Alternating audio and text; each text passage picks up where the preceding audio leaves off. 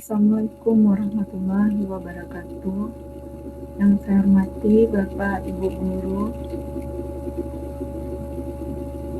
serta dosen, dan teman-teman yang saya banggakan.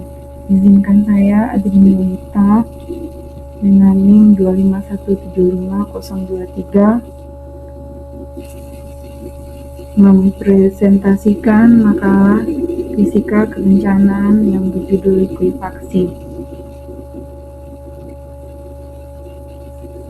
Seperti kita ketahui, Indonesia terletak pada pertemuan tiga lempeng tektonik, yaitu lempeng Eurasia, lempeng Indo-Australia, dan lempeng Pasifik. Indonesia terletak tepat di bagian tenggara Eurasia dan berbatasan langsung dengan zona tektonik yang aktif. Hal ini menjadi penyebab Indonesia menjadi salah satu negara yang memiliki lebih dari 400 gunung api dan 130 diantaranya berstatus aktif. Salah satu penyebab terjadinya gempa adalah pergerakan lempeng bumi.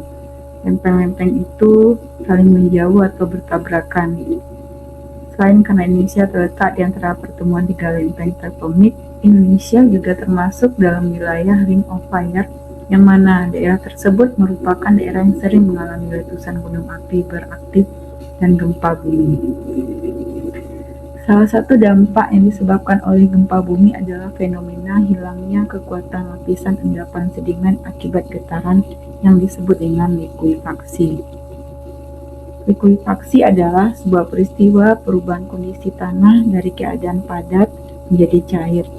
Likuifaksi sering dijumpai pada kejadian gempa bumi, di mana terjadi perilaku tanah akibat bawah beban gempa yang terjadi dalam waktu yang singkat. Getaran gempa yang merambat dalam deposit tanah dalam waktu yang singkat mengakibatkan massa tanah mengalami transisi dari keadaan padat menjadi cair. Sedangkan menurut Kramer 2008, likuifaksi adalah istilah yang digunakan untuk menjelaskan fenomena dari pengurangan kekuatan dan kekakuan endapan tanah akibat kenaikan tekanan air pori. Likuifaksi kebanyakan terjadi akibat gempa bumi, juga dapat terjadi karena pembebanan statis. Menurut Monge, ada beberapa faktor menyebabkan terjadinya likuifaksi. Pertama, faktor permanen, yang kedua, faktor pemicu. Indonesia berada di wilayah rawan gempa karena terletak pertemuan lempeng tektonik utama terutama Eurasia, Indo-Australia, dan Pasifik, dan Filipina. Oleh karena itu, perencanaan pembangunan harus mempertimbangkan risiko gempa, baik terhadap struktur bangunan maupun kestabilan tanah sebagai penopangnya. Ada sejarah bencana likuifaksi dunia dari tahun 1944 hingga tahun 1955, bisa dilihat di tabel sebelah bawah ini. Kemudian sejarah likuifaksi Indonesia juga pernah terjadi, terutama pada tahun 1992 di Flores dan Maumere. Jadi gempa bumi pada tanggal 12 Desember tahun 1992, gempa dengan skala 6,5 Richter mengguncang Laut Flores. Kemudian likuifaksi yang di Yogyakarta pada tahun 2006 terjadi pada Sabtu 27 Mei 2006. Kemudian likuifaksi di Aceh PD pada tahun 2016, pada tanggal 7 Desember 2016, Aceh, tepatnya di kawasan PD Jaya, diguncang gempa dengan 6,5 yang berpusat di daratan.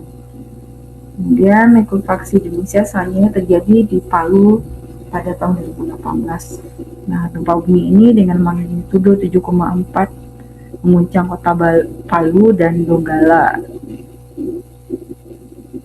pada tanggal 28 September 2018. Pusat kedalaman gempanya 10 km dengan jarak 27 km di sebelah timur Laut Donggala. Kemudian likuifaksi di Sulawesi Barat pada tahun 2024. Jadi pada 2 November 2004, Desa Leling, Kecamatan Pomo, Kabupaten Mamuju, Sulawesi Barat, mengalami bencana likuifaksi yang dipicu oleh gempa bumi berkekuatan 6,8 magnitudo. Kemudian selanjutnya hukum Archimedes, suatu benda yang dicelupkan sebagian atau seluruhnya ke dalam fluida akan mengalami gaya ke atas yang besarnya sama dengan mulut fluida yang dipindahkan oleh benda tersebut. Rumusnya adalah Fa sama dengan Rho GV. Tekanan hidrostatis adalah tekanan yang dialami suatu titik dalam fluida diam akibat berat fluida di atasnya. Nah, rumus adalah Rho G kali H. Tekanan hidrostatis adalah tekanan air diam pada kedalaman tertentu. Dengan rumusnya Rho GH. Di dalam tanah jenuh air, tekanan hidrostatis muncul sebagai tekanan pori. Saat tanah diguncang oleh gempa, tekanan pori meningkat. Jika tekanan ini cukup besar, tanah akan kehilangan kekuatan gesernya sehingga terjadilah likuifaksi. Analogi sederhananya seperti ini. Nah, kita bisa bayangkan spons basah pada saat diam, air tetap di dalam. Artinya tekanan hidrostatisnya seimbang. Saat diguncang dengan kuat, air akan terdorong keluar. Spons menjadi lembek. Itulah gambaran sederhana likuifaksi. Jadi, getaran akan meningkatkan tekanan air di dalam tanah hingga tanah kehilangan kekuatannya. Jadi, tekanan hidrolik pada shake kabel adalah cara untuk meniru gempa, sedangkan tekanan hidrostatis dalam tanah adalah faktor internal yang menentukan apakah likuifaksi akan terjadi. Sedangkan menurut hukum Pascal, perubahan tekanan pada suatu titik dalam fluida tertutup akan diteruskan ke segala arah dengan sama rata dalam bagian fluida. Di sini likuifaksi terjadi ketika air pada pori tanah memberikan tekanan pada antar partikel sampai melebihi batas tertentu sehingga sedimen kehilangan kuat geser dan berperilaku seperti cairan. Sedangkan prinsip gaya apung atau dikenal dengan hukum Archimedes menyatakan bahwa saat tekanan pori air meningkat, gaya apung pada butiran tanah akan meningkat pula. Kondisi ini menurunkan tekanan efektif tanah sehingga tanah kehilangan kekuatan geser dan mengalami pencairan. Selanjutnya adalah tentang karakteristik konsep fisika dari likuifaksi pada tekanan efektif, di mana tekanan efektif sama dengan tekanan total dikurang tekanan pori air. Saat gempa terjadi, tekanan pori air akan meningkat, tekanan efektif menurun, tanah akan kehilangan daya dukung sehingga terjadilah likuifaksi. Kita lanjutkan pengurangan risiko bencana likuifaksi secara fisika. 1.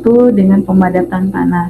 Pemadat tanah tujuannya meningkatkan gaya gesek antar partikel tanah sehingga meningkatkan kuat geser dan mengurangi potensi likuifaksi. Penambahan serat polipropilen daur ulang terbukti efektif sebagai elemen penguat karena menciptakan interlocking mekanisme, meningkatkan kohesi sumbu dan sud geser dalam. Untuk metodenya adalah fibroconvection dan dynamic convection. 2. Mengurangi kandungan air atau drainase tanah. Tanah lempung jenuh dengan permeabilitas rendah mengalami kenaikan tekanan air pori yang mendadak dan lambat berdisipasi, sehingga drainase naik. Untuk menurunkan tekanan tersebut ditunjukkan dengan drainase horizontal dapat menurunkan muka air tanah dan meningkatkan faktor keamanan lereng. Contohnya dengan metode pemasangan vertical drains atau sun drain. 3. Pemasangan stone column bekerja dengan meningkatkan kekakuan dan densitas tanah melalui kehadiran kolom kerikil yang berperan sebagai elemen kaku. Menurut Hendra, kolom kerikil dapat memperbesar modulus elatis komposit tanah kolom serta membantu mengurangi tegangan pori. Secara fisik, kolom kerikil juga menciptakan jalur drainase vertikal yang mempercepat disipasi tekanan air pori selama getaran. Dengan aliran air yang masih terkendali, kenaikan tekanan pori dapat diminimalkan sehingga risiko likuifaksi menurun dan stabilitas tanah tetap terjaga. 4. Perkuatan struktur tanah. Prinsip fisikanya adalah geoteksil atau grid menambah gaya tarik. Hasil analisis stabilitas lereng dengan perkuatan geoteksil menunjukkan semakin besar gaya kuat tarik geoteksil, semakin besar pula nilai faktor keamanan lereng. Nah, karena faktor keamanannya bertambah, sehingga kuat tarik geoteksil meningkat. 5. Ini mengindikasikan bahwa geotekstil memberikan kontribusi mekanis dalam memperkuat struktur tanah, sehingga membuat tanah menjadi suatu kesatuan sehingga lebih stabil terhadap getaran seismik. 5. Pemetaan zona rawan menggunakan gelombang seismik. Prinsip fisikanya, kecepatan rambat gelombang S mencerminkan kekakuan tanah.